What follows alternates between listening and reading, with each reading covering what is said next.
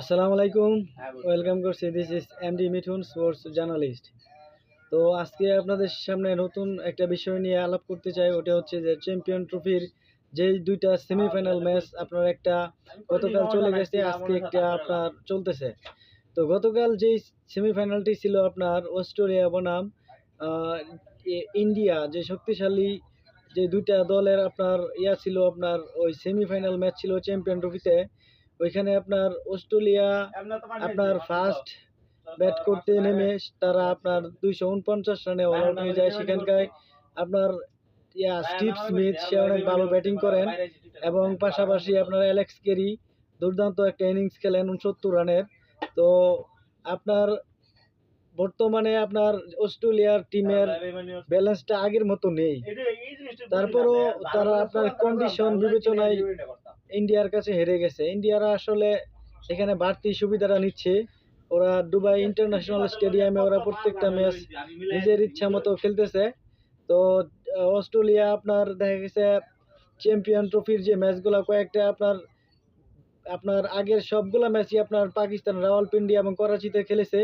তো তারা ওইখানটায় ভালো করে সেমিতে উঠে আবার দুবাই ইন্টারন্যাশনাল স্টেডিয়ামে এসে আপনার ইন্ডিয়ার বিরুদ্ধে যেই শক্তিশালী স্কোয়াড নিয়ে নামে মাঠে, তো শেষ পর্যন্ত ম্যাচটা হেরে যায় ইন্ডিয়ার কাছে অস্ট্রেলিয়া।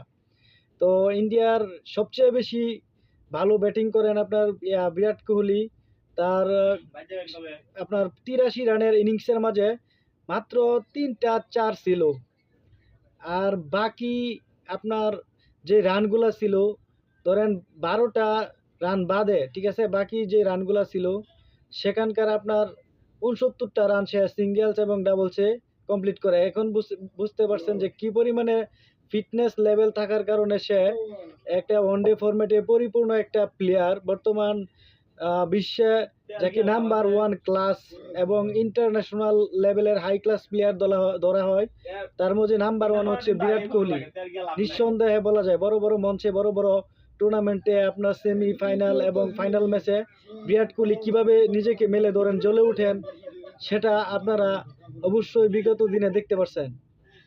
তো যাই হোক, লাস্ট পর্যায়ে আপনার হার্দিক পান্ডিয়ার আপনার শিফট গিয়ারে যেই ফিনিশিং রোলটা প্লে করেছে, সেখানে অস্ট্রেলিয়া আপনার হেরে গেছে।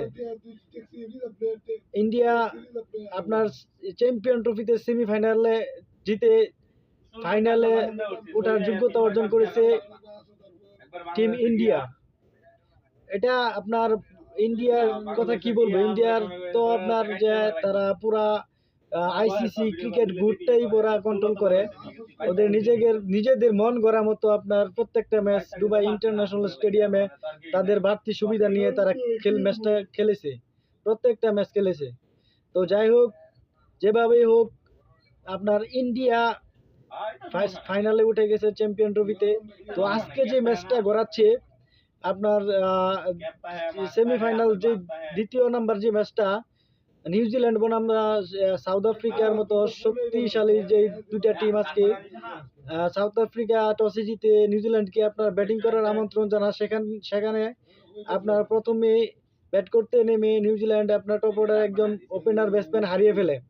তারপর কেন উইলিয়ামসন এবং রাচিন রাবিন্দ্রা কি সুন্দর করে বিশাল বড় এক পার্টনারশিপ করে দলটাকে আপনার পাহাড় পরিমাণ রানের সময় আপনার রান করতে সহায়ক করেন। এখানে আপনার রাচিন রাবিন্দ্রা সে আপনার সেঞ্চুরি পেয়েছে এই ম্যাচটাতে, আবার কেন উইলিয়ামসন সেও সেঞ্চুরি পেয়েছে।